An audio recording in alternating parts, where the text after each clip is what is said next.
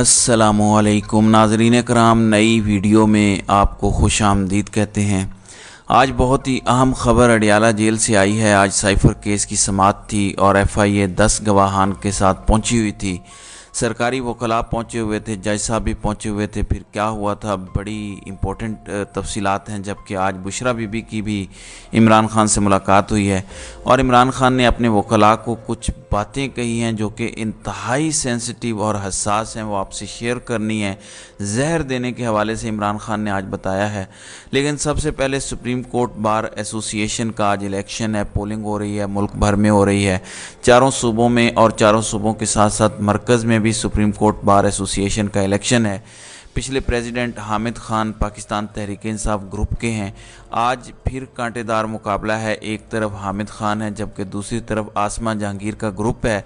मुकाबला इस एतबार से ज़्यादा अहम हो गया है कि मुस्लिम लीग नवाज़ को सपोर्ट किया जा रहा है आसमा जहांगीर के ग्रुप की जानिब से, जबकि मुस्लिम लीग नवाज़ उनके साथ खड़ी है। जबकि हामिद खान का ग्रुप पाकिस्तान तहरीक इंसाफ से है। हामिद खान सीनियर तरीन एडवोकेट हैं। वो इमरान खान वाला पॉइंट ऑफ व्यू, यानी कि rule of law, supremacy of constitution, जमहूरियत और इलेक्शन, इस पर चल रहे हैं। फिर ये कि एहतसाब का अमल होना चाहिए, स्टेटस को ख़त्म होना चाहिए। तो आज अगर हामिद खान का ग्रुप दोबारा कामयाब हो जाता है, सुप्रीम कोर्ट बार एसोसिएशन दोबारा हामिद खान के पास रहती है, तो इससे ये जो जद्दोजहद चल रही है रूल ऑफ लॉ की, उसको तक़वियत मिलेगी। और अगर दूसरी साइड का आता है तो फिर कॉम्प्रोमाइज़ हो जाएंगे मामलात। जैसे कि पाकिस्तान बार कौंसिल में कुछ ऐसे लोग बैठे हैं, कुछ ऐसे रहनुमा हैं जो कि शहबाज शरीफ और मुस्लिम लीग नवाज़ के लाइक माइंडेड, बल्कि उसी धड़े के हैं। तो आज कांटेदार मुकाबला है, देखते हैं क्या होता है। अब नाज़रीन इकराम आते हैं साइफर केस की तरफ। आज बहुत सोच समझ के जो है वो तैयारी करके आए थे। बहुत सारी खबरें आ रही थी क्योंकि तय किया गया है कि नवंबर में हर सूरत इमरान खान को सज़ा दिलवानी है। इमरान खान को सज़ा होगी, नवाज़ शरीफ को क्लीन चिट मिलेगी, वो अपने मुकदमात में बरी होंगे, तब जाके इलेक्शन कमीशन जो है वो अपने शेड्यूल अनाउंस करेगा। ये बुनियादी नुक्ता है। जब तक ये नहीं होगा उस वक़्त तक इलेक्शन नहीं होंगे। पाकिस्तान पीपल्स पार्टी भी यही शोर डाल रही है कि सिर्फ एक शख्स की खातिर आइन को सबोताज किया जा रहा है, जमहूरियत को मलियामेट किया जा रहा है। जब तक उस शख्स की सज़ाएं ख़त्म नहीं होती, यानी कि नवाज़ शरीफ की इनको क्लीन चिट मिले, फिर इलेक्शन में वो हिस्सा लें, फिर उनकी पार्टी को जितवाया जाए, फिर उनको वज़ीर आज़म बनवाया जाए, तो एक पूरी शेख चिल्ली की स्टोरी जो है वो इस वक्त चल रही है। इसलिए साइफर केस में भी मुस्लिम लीग नवाज़ को बहुत जल्दी है और इमरान खान के दीगर मुखालिफिन को भी, कि किसी भी तरीके से फौरी सज़ा हो जाए। आज FIA सरकारी वकला के साथ तकरीबन 10 गवाहान के साथ पहुंची हुई थी। उनमें इमरान सज्जाद, अकील हैदर, शमून कैसर, अफजल, नादिर खान, इकरा अशरफ, फ़रूख अब्बास, हसीब बिन अजीज़, शबीर और खुशनूद ये पहुँचे हुए थे। सरकारी प्रोसिक्यूटर रिजवान अब्बासी और सरदार शौकत भी मौजूद थे। तो पूरी भारी भरकम टीम थी और जज अबुल हसनात जुल्करनैन भी टाइम पर पहुंच गए थे। लेकिन इमरान खान के वकला जल्दी पहुंचे और सरकारी वकला बाद में पहुंचे। साइफर केस में 10 गवाहान की आज हाज़िरी लगाई गई और आइंदा समाअत के लिए इन्होंने कहा कि जिरा मुकर्रर कर दी गई है और बयानात कलम बंद किए जाएंगे। वकला सफाई के साथ आज की समाअत मुलतवी करने की इस्तदा की गई। वकील सफाई ने कहा कि आज समाअत मुलतवी कर दी जाए। समाअत मुलतवी कर दी गई और खुसूसी अदालत के हुक्म पर इमरान खान से लीगल टीम की मुलाकात हुई। उसमें उमैर न्याजी समेत 3 वकला थे, जिनमें सलमान सफदर भी थे। शाह महमूद कुरैशी के वकील भी अलग से मौजूद थे, उनकी भी मुलाकात हुई। लेकिन जो असल मामला है, जो ख़बर है, पहले तो बैरिस्टर उमैर न्याजी ने बाहर आके जो गुफ्तगू की, उन्होंने बताया कि आज समाअत के लिए 9 गवाहान पहुँचे थे। 7 नवंबर मंगल के दिन केस पर मज़ीद बात होगी। अदालती वक्त 9 बजे था। प्रोसिक्यूटर साहब 11 बजे तशरीफ़ लाए और हम कह चुके हैं कि बयान रिकॉर्ड होगा, उसकी कॉपी हमें फ़राहम की जाए। अब मसला यह है कि डॉक्यूमेंट्स भी नहीं दिए जा रहे। जो पहले भी चलान हुआ है उसमें भी कुछ डॉक्यूमेंट्स छुपा के रखे हुए हैं और वो इसलिए छुपा के रखे हैं कि उनको सेंसिटिव करार दिया जा रहा है। जबकि ये मुमकिन नहीं है कि आप को चलान पेश कर दिया और उसका सारा रिकॉर्ड वकलाए सफाई को यानी फरीक मुखालिफ को ना दिया जाए, ये मुमकिन नहीं होता। लेकिन इस केस में ख़ास तौर पर यह हो रहा है, ना ही साइफ़र की कॉपी दी जा रही है जिसको बुनियाद बनाया गया, ना ही वो जो कहा जा रहा है कि ये फ़र्क है असली और नकली में, ना ही वो दिया जा रहा है। कुछ दीगर डॉक्यूमेंट्स हैं वो भी नहीं दिए जा रहे। तो हर चीज़ को हिडन रखा हुआ है। जब चीज़ें सामने नहीं आएंगी तो केस कैसे आगे चलेगा। लेकिन नीयत कर ली है कि फ़ैसले में सज़ा सुनानी ही सुनानी है इमरान खान को।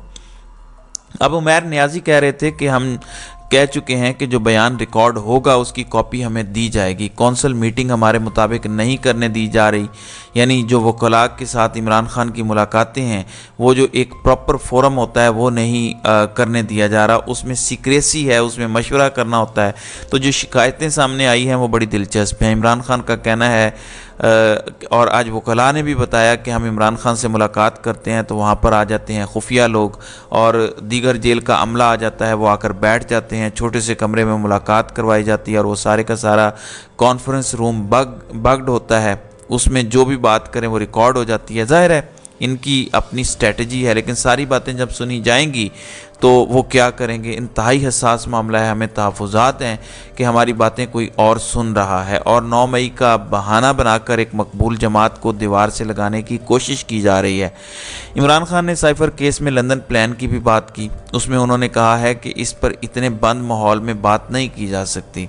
अब इन्होंने डिमांड की है कि हमारी मुलाकात खुली जगह पर कराई जाए ताकि हम अपनी राजदारी के साथ, प्राइवेसी के साथ इमरान खान से डिस्कशन कर सकें, क्योंकि उन्होंने हमें कुछ बताना है, डायरेक्शंस देनी है, इंस्ट्रक्शंस देनी है, कुछ बातें हमने उनसे पूछनी है। क्योंकि सलामती कमेटी का इजलास हुआ था, काबीना का इजलास हुआ था, उसमें क्या हुआ था, आज़म खान के साथ क्या डिस्कशन हुई थी, ये सारी बातें इमरान खान से पूछनी है और पूछ के हमने फिर तैयारी करनी है, क्योंकि गवाहान आने हैं, गवाहान से जिरा करनी है। अब इमरान खान के साथ जब डिस्कशन ही नहीं होगी तो वो कैसे हम गवाहान से जिरा करेंगे। मतलब फ्री एंड फेयर ट्रायल नहीं दिया जा रहा। फिर आफ्ताब बाजवा भी पहुंचे हुए थे, उन्होंने बहुत ही ख़तरनाक बातें बताई हैं। उनका कहना है कि इमरान खान ने कहा है कि मुझे स्लो पॉइजनिंग की जा रही है, मुझे जहर दिया जा रहा है और बड़ा स्लोली दिया जा रहा है, इसलिए मेरा फौरी तौर पर मेडिकल चेकअप और केमिकल एग्जामिन करवाया जाए, इसका टेस्ट करवाया जाए और मुकम्मल डिटेल चेकअप करवाया जाए, क्योंकि इसके बगैर ये चीज़ें सामने नहीं आएंगी।